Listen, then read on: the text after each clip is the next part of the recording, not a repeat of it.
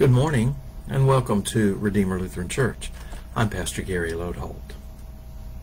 This may be one of those Bible stories you don't know, or at least don't remember.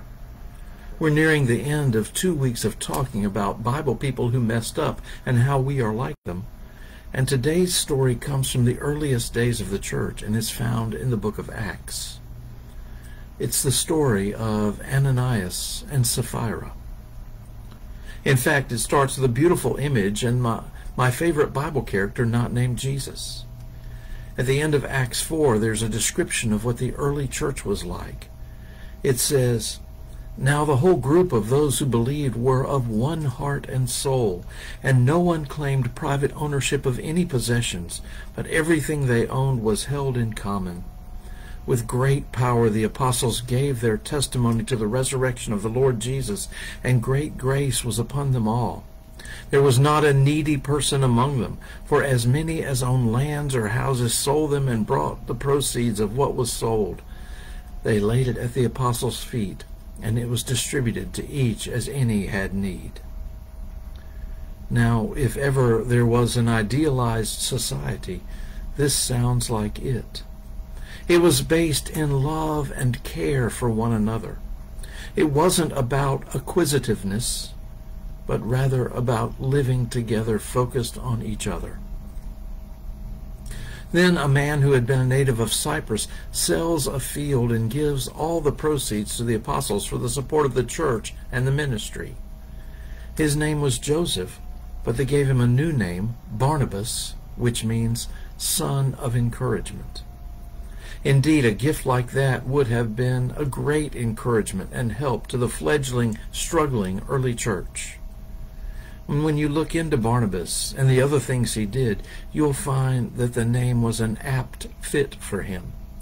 Almost everything he did was encouraging to someone else. But his deed of selling that field and giving all the money caught the attention of a man and his wife, Ananias and Sapphira. They wanted the same accolades that had been heaped on Barnabas, and so they hatched a plan to sell a field too and bring the money like Barnabas had.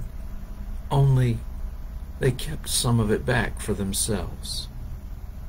And there's nothing wrong with that per se, but Ananias told the apostles that he had given all of the money.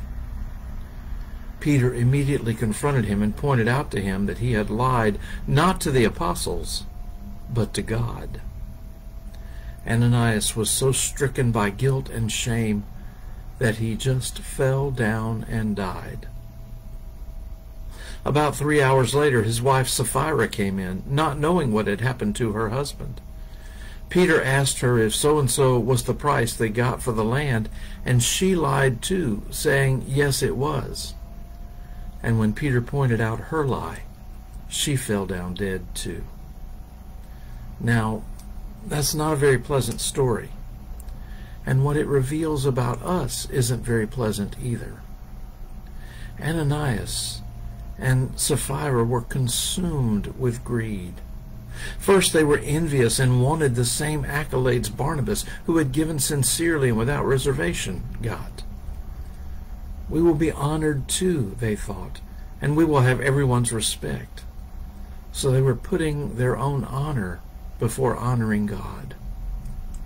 And that ought to sound familiar to us because we so often do the same thing. So often we are most concerned with what people will think of us, rather than sincerely responding to God with our gifts or serving others in need. But worse, Ananias and Sapphira were simply guilty for wealth as well. They wanted the accolades, but they also wanted the money. And again, that should sound familiar. We like our wealth.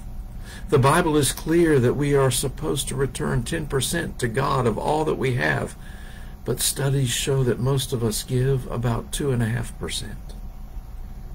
It's amazing that we don't die of shame. But worst of all, somehow Ananias and Sapphira thought that they could hide their scheme from God. And oh, how often we plot and plan and scheme, with it never crossing our minds that God knows what we are thinking and doing. We are exposed as much as Ananias and Sapphira were. This isn't a pleasant story, but perhaps we can remember that just as we have been exposed to God, so God has revealed himself to us. And what we see is understanding. What we see is forgiveness. What we see is grace and love. Thanks for watching, and remember to let this day belong to God.